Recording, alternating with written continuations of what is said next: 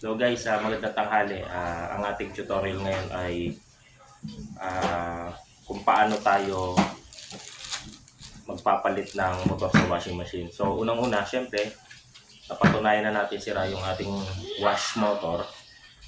So tinanggalan natin. So ngayon, dahil nga DIY at saka tutorial yung ating tinuturo, paano ba yung proseso ng pagsiset-up ng motor at paano natin checkin kung talagang yung motor na nabili natin ay goods talaga.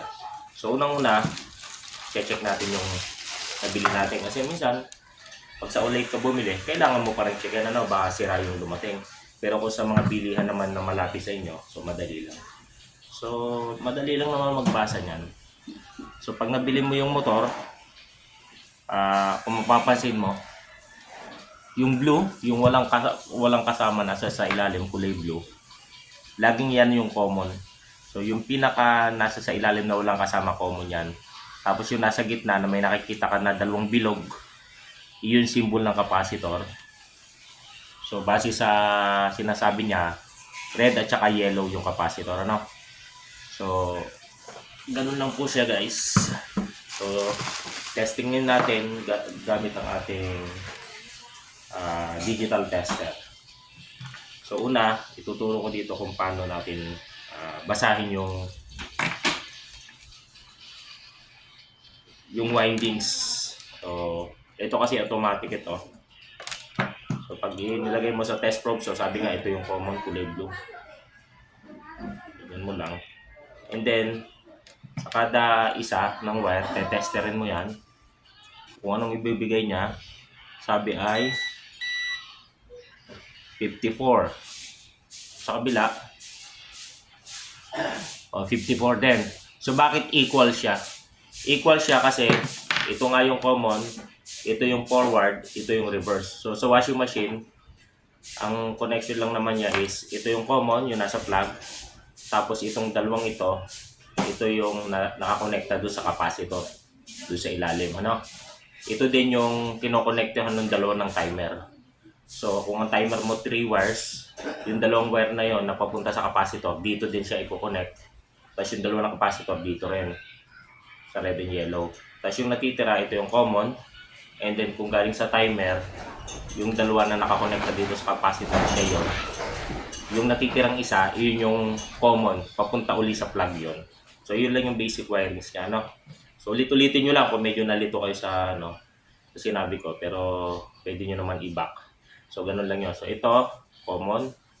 Ito, forward, reverse. Parehas lang yung reading niya nung binasa natin yung ohms reading niya. Kasi nga, ano lang siya, kumbaga parehas yung niya, sa forward, reverse, parehas lang dapat siya. Iba yung reading sa washing machine at saka sa dryer. So ngayon, focus tayo sa washing machine. So ito na nga, goods naman yung nabili natin na washing machine, ano? So ito na, i-check natin. So ang value ng mga washing machine na binibili natin, ang value ng capacitor ay Gs. So sabi ko nga kanina, di ba, kung makikita mo wirings, yellow and red, capacitor lang yan. So natin, So huwag nyo pong gagayahin na hindi kayo nagte-tape. Tayo naman po isanay na dito, ikabit natin. Kagaya nga na sinabi ko kanina. So iyan lang yung wirings, So sa capacitor. Tapos yung natitirang isa sa plug. Okay? So kukuha tayo ng plug. And then kukuha din ako ng timer kung meron tayo.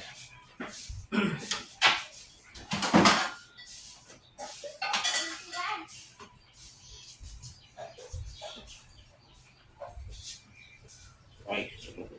Iba palang plug. Kukuha ko walang ito, kuha tayo ng plug para matest natin. Extension. Pare meron yata dyan sa likod ng pagdala. Yung extension namin na malaki, yung kulay black. Nandiyan ba? Okay guys, mag-repair lang tayo ng plug, Ito talaga ay complete demo tutorial. So, madaling sundan, Basta sundan nyo lang. Hindi naman kayo maliligaw yun. Ito. Boss, salamat. Ganda lang natin yung sasaksakan.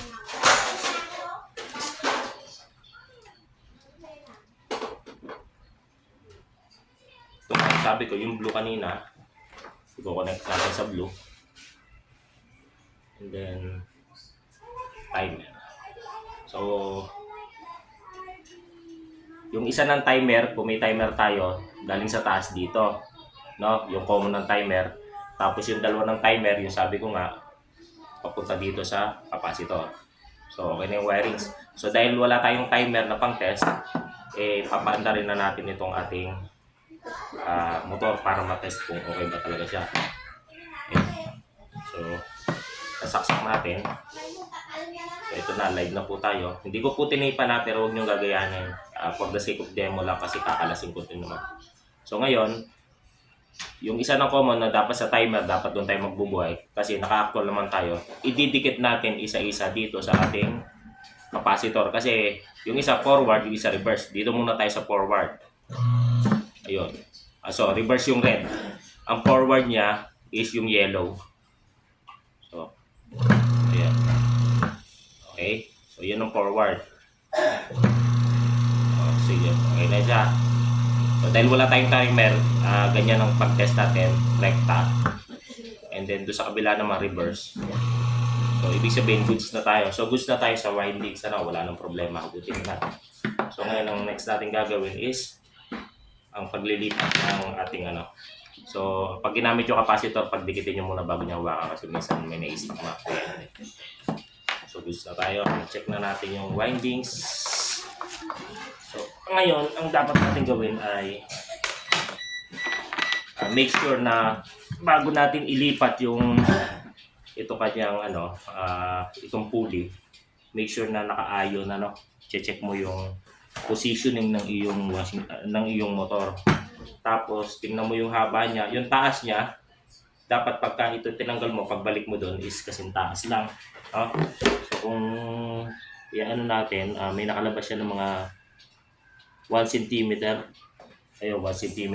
So, madali lang. Pares lang nung labas nito. So, dito, ang kailangan mo lang ay Gs at saka 8 para matanggal mo yun. So, Gs at saka 8. Kasi kailangan mo ilipat ito.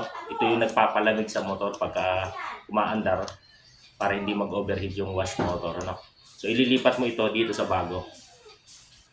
Ayun, 8 at saka Gs. So, una, ay luwagan mo yung Gs.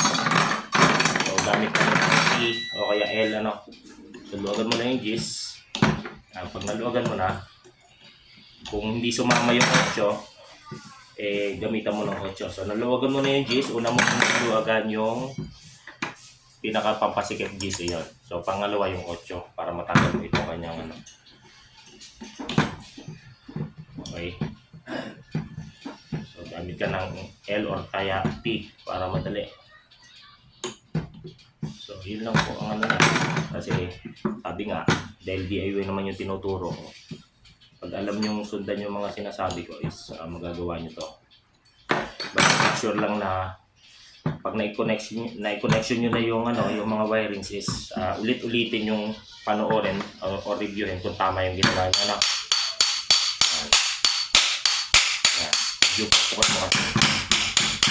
Yan, okay. Tanggal na. Ito yung luma. Ito yung sira. Lagon na yung isang windings. And then, babalik mo. Meron yung parang pinaka-gitling doon. Susundan mo lang kasi dapat yung tornilyo na yan dito nakatapat. So, ibaon mo lang. Sabi nga natin kanina is 1 cm yung nakalabas, Ngayon, mababaliktad naman. Ang una mo namang ipipihit ay yung 8. Yung 8 mm, Kasi para bumuan yung kanyang tornilyo. Yan, ibaan mo lang. So, naibaan mo na siya. Yeah.